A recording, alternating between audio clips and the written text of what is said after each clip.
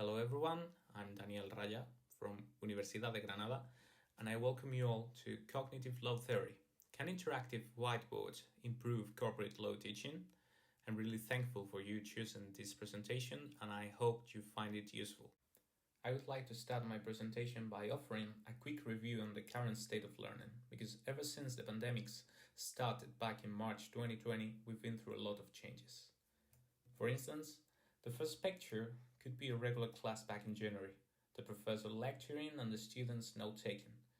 However, the second picture looks a lot more like our current classes, right? Technology is here to help us all, students and teachers, but are we using these tools in the best possible way? Are we, as teachers, adapting our skills to this new reality?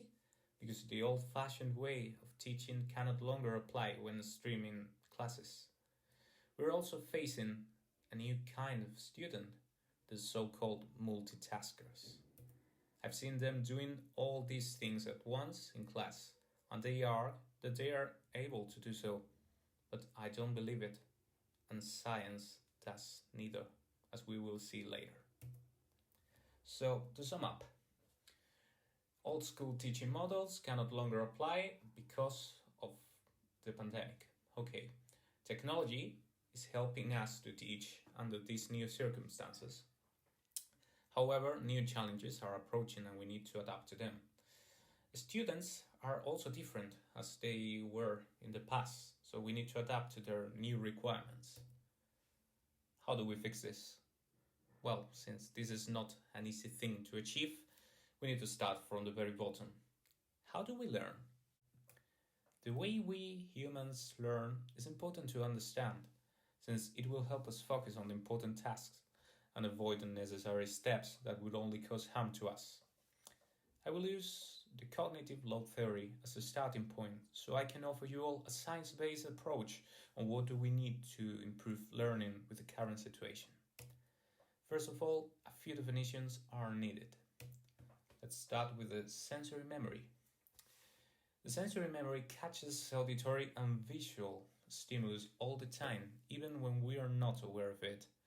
Only when our attention is focused on those stimulus, information is processed into the next level and may be stored.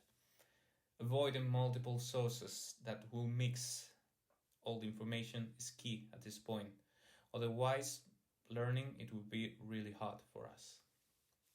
Let's focus on the working memory, which is the big muscle when it comes to learning.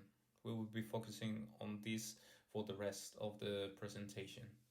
It can be equated to consciousness, according to John Sweller, which is the father of the cognitive law theory.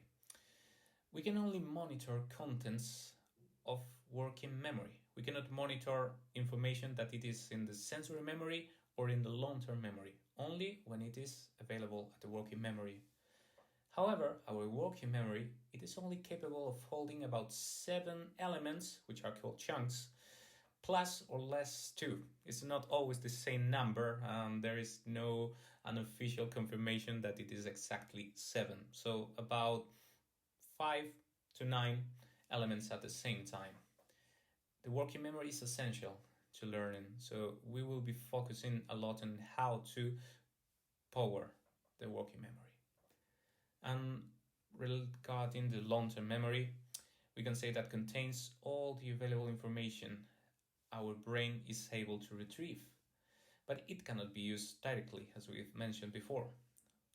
So we need to retrieve it to the working memory somehow. That's why we are referring to schemas. To understand what are schemas, I propose you to understand it by an example. In the picture, we have Magnus Carlsen, a chess grandmaster. He's able to understand chess way faster than the rest of us can do, as you would agree probably. Does that mean that he's able to process more elements on his working memory than the rest of us? Not at all. He is able to process the same number of elements, around 7. However, grandmaster in chess have built schemas that include many more board positions than regular player schemas or us, which are not trained on this. This means that while I can remember 10 positions by placing them in an element in my working memory, Magnus Carlsen is able to probably process about 1000 using only one element. That's the key.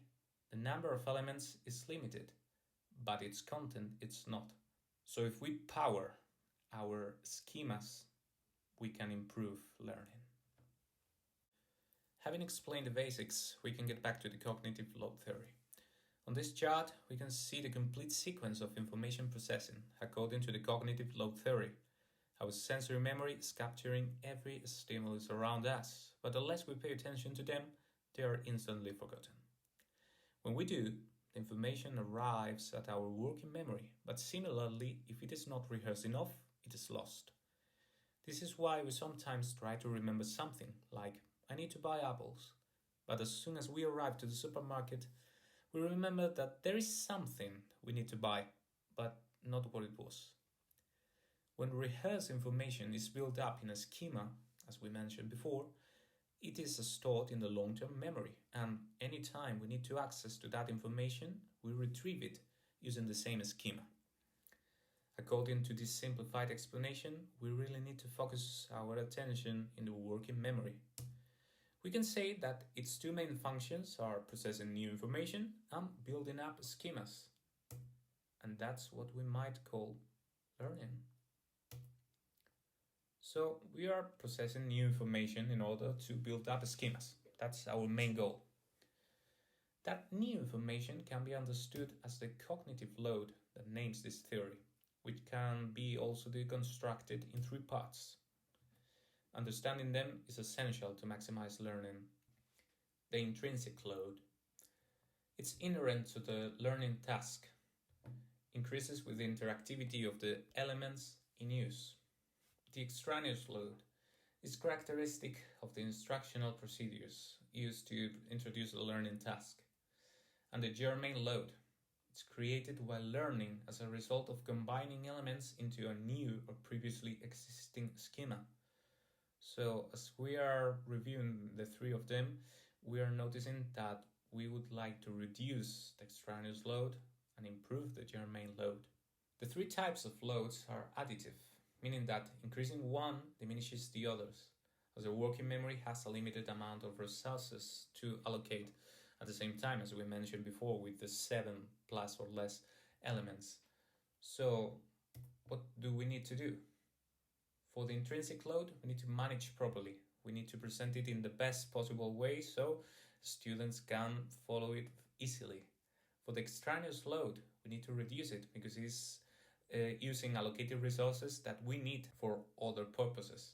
And the germane load, which is in charge of building up great schemas, we need to maximize it at all costs. But the question is, how do we do this? Let's see what our proposals are. For instance, regarding the intrinsic load, the literature on this topic encourages content creators and teachers to manage with good instructional sequencing. There's no point on going back and forth on the book searching for information or instructions. We need to avoid that. For the extraneous load, we need to reduce it with good instructional design. As an example, we can avoid information coming from multiple channels at the same time because it is making difficult for us to understand, so learning it will be more difficult. We need to avoid that. And concerning the germane load, since it is in charge of the schema's creation, it needs to be maximized at all costs. A good idea is to ask students to self-explain the information, because they will find the best way to create a schema that works for them. Sometimes, as teachers, we try to explain things the way we see them, but students do not need to see them in the same way. So sometimes it's a good idea to ask them to just create your own schema and learn. Right after reviewing the cognitive load theory for the first time, I instantly thought of interactive whiteboards as a way of improving the quality of learning, since they look promising in reducing extraneous loads and enhancing germane loads. This is why I started researching what can they do to help us with our challenges. First of all, what is an interactive whiteboard?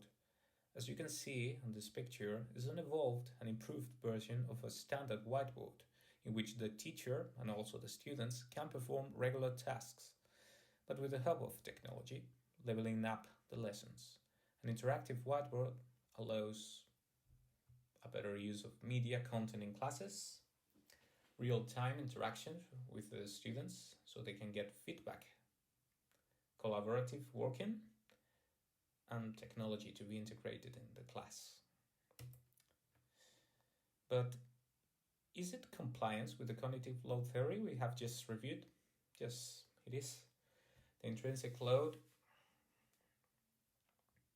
Concerning the intrinsic load, it's easier to develop sequential lessons and get back to previous sections if needed, which was one of the points we mentioned before as problematic. Concerning the extraneous load, all the relevant information can be presented at once. Multiple sources can be avoided, and multimodal sources, which are not the same, in this case, for instance, is a voiceover plus an animation, are said to reduce this kind of load too, so they can present it directly on the interactive whiteboard. And for the German load, it encourages interaction and real-life experiences, which are obviously related to strong schema construction. It allows variability on problem resolution too, since we are not going to be solving the same exercise over and over. We can do plenty of changes to it easily. And what does the literature say about interactive whiteboards? Well, interactive whiteboards have been successfully tested for mathematics, physics, and English classes. They do improve the student results for sure. However, its effects have not been tested yet on low lessons, so there is a gap for us to research, isn't it? Let's get to it. We are nearly finishing the presentation. We are now in the main topic. Can we improve corporate low teaching like this, the way we have introduced before? First of all, the teaching trends in law are nice to see at the moment. Case study, debates, flipped classroom. Teaching has improved a lot, but technology is not always included and is something to achieve. Here in Spain, we are not yet that proactive, so a lot of improvement can be achieved yet. If we perform a cognitive load theory approach on low teaching, we have the following characteristics. First of all, a heavy cognitive load as a base because of the way topics are introduced. It is like this. We cannot change that much. Most teaching methods do not reduce extraneous load, and plenty can be done when it comes to enhance the German load. Our goal is still to improve the quality of learning, so there is a lot to achieve yet. So we finally get to our proposal on this topic. On the picture, you can see a complete lesson of corporate law presented in just an interactive diagram instead of plenty of pages. The information is presented graphically. This icon system using the diagram can be universally used, so the same teaching approach can be followed anywhere in the world. It's also interactive. Those diagrams are created with Microsoft Visio and can be edited directly on the interactive whiteboard.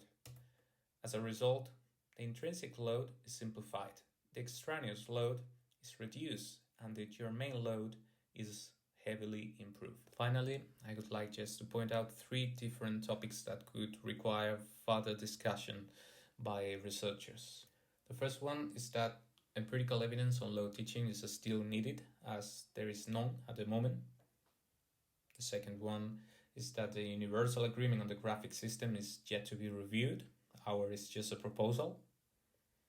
And finally, encouraging professionals to update is required. Without them deciding to move onto this new system, progress cannot be achieved.